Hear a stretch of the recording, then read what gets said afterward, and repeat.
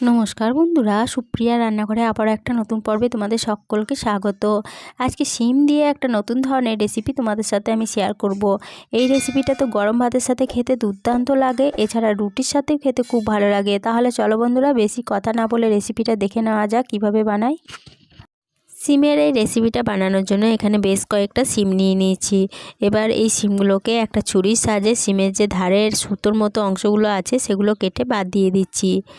প্রথমে এইভাবে একটু কেটে নিতে হবে, তারপরে এইভাবে টান মারলে খুব সহজেই সুতোর মতো অংশটা বেরিয়ে আসবে। অপর দিকটা ঠিক ওই একইভাবে আমি সুতোগুলো বের করে নিচ্ছি। এখানে একটা আমি দেখিয়ে দিলাম। এবার এইভাবে সমস্ত সিমগুলো সুতোগুলো বের করে কেটে নিয়ে আবারও দেখাচ্ছি। সমস্ত সিমের সুতোর অংশগুলো বাদ দিয়ে সিমগুলোকে দুভাগ করে কেটে নিয়েছি। তারপরে সিমগুলো জল দিয়ে খুব ভালো করে ধুয়ে নিয়েছি। এদিকে গ্যাসের ওভেনে একটা কড়াই বসিয়ে গ্যাসটা অন করে কড়াইয়ের মধ্যে দিয়ে দিলাম পরিমাণ মতো সর্ষের তেল।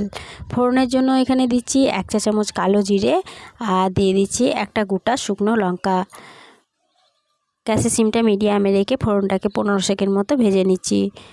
ফোড়নটা 15 সেকেন্ড মতো ভেজে নেওয়ার পর ফোড়ন থেকে যখন সুগন্ধ বেরোতে শুরু করেছে তখন এখানে 12 কোয়া রসুনকে এইভাবে থেতো করে নিয়েছি আর এখানে 4টে কাঁচা লঙ্কাকে থেতো করে নিয়েছি। এই 12 কোয়া থেতো করা রসুন ও 4টে কাঁচা লঙ্কা থেতো করা দিয়ে দিলাম। এবার গ্যাসের সিমটা মিডিয়ামে রেখে রসুনটাকে একটু লাল লাল করে তেলের সাথে ভেজে নিচ্ছি।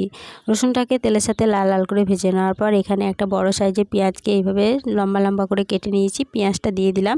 এবার এই পেঁয়াজটাকেও তেলের সাথে হালকা একটু লাল করে ভেজে নেব। পেঁয়াজটা খুব বেশি কড়া লাল করে ভাজবো না, পেঁয়াজটা হালকা একটু লাল লাল করে ভাজবো। পেঁয়াজগুলো তেলের মধ্যে হালকা লাল করে ভেজে নিয়েছি, এর বেশি আর পেঁয়াজগুলো ভাজবো না। এবার এর মধ্যে দিয়ে দেবো কেটে রাখা সিমগুলো। সমস্ত কেটে রাখা সিমগুলো দিয়ে দিলাম। এবার এই সমস্ত উপকরণের সাথে সিমগুলোকে 4 থেকে 5 মিনিট মতো নেড়েচেড়ে নেব। এইভাবে একবার সিম রান্না করে দেখবে, গরম ভাতের সাথে খেতে তো দুর্দান্ত লাগে, এছাড়া রুটির সাথে খেতেও খুব ভালো লাগে। সিমটাকে 5 মিনিট মতো নেড়েচেড়ে ভেজে নিয়েছি। সিমগুলো বেশ লাল লাল মতো ভাজা হয়ে গেছে। এর বেশি আর সিমটা ভাজবো না। এবার এর মধ্যে দিয়ে দেবো 3 চা চামচ সর্ষে বাটা। 3 চা চামচ সর্ষে বাটা দিয়ে দিলাম। এবার এর মধ্যে দিয়ে দিচ্ছি স্বাদ অনুযায়ী লবণ। দিয়ে দিচ্ছি খুব সামান্য পরিমাণ হলুদের গুঁড়ো আর দিয়ে দিচ্ছি 1 চা চামচ চিনি। এখানে যেহেতু নিরামিষ রান্না করছি, নিরামিষ রান্নায় চিনিটা দিলে খেতে ভালো লাগে। সমস্ত উপকরণ আবারও সিমের সাথে খুব ভালো করে নেড়েচেড়ে মিশিয়ে নিচ্ছি। সমস্ত উপকরণ খুব ভালো করে নেড়েচেড়ে নিয়ে এর মধ্যে দিয়ে দিচ্ছি পরিমাণ মতো জল। জলটা দিয়ে আবারও সমস্ত উপকরণের সাথে খুব ভালো করে নেড়েচেড়ে নিলাম।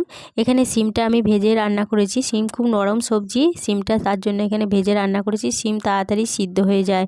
তোমরা চাইলে সিমটা আগে থেকে সিদ্ধ করে সেম প্রসেসে ভেজে রান্না করতে পারো। এবার একটা ঢাকা চাপা দিয়ে দিলাম। ঢাকা চাপা দিয়ে গ্যাসের সিমটা মিডিয়ামে রেখে সিমটাকে 4 মিনিট মতো রান্না করে নিয়েছিলাম। 4 মিনিট পর ফিরে এসে ঢাকা চাপাটা খুলে নিয়ে একবার সমস্ত উপকরণের সাথে সিমটাকে খুব ভালো করে নেড়েচেড়ে নিয়ে এর মধ্যে দিয়ে দিলাম কিছু পরিমাণ ধনেপাতা কুচি।